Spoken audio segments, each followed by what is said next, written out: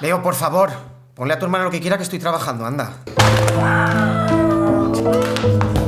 ¡Leo, joder! ¡De verdad! Esto lo vas a pagar tú de tu hucha y de eso me voy a encargar yo. Ya lo verás. Tenemos que cambiar las tarifas y tenemos que hablar con los nuevos clientes. Hay que darles servicio muy importante. Leo, por favor. ¿El rojo o el amarillo? Sí, Carlos, ya lo sé, pero estamos a sábado y aquí estoy yo para ti. Ay, os voy a echar mucho de menos esta semana.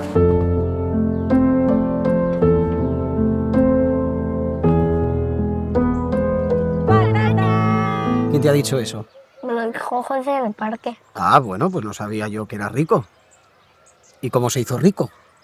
Porque hacen las cosas que le hacen feliz. ¿Y a ti qué te hace feliz?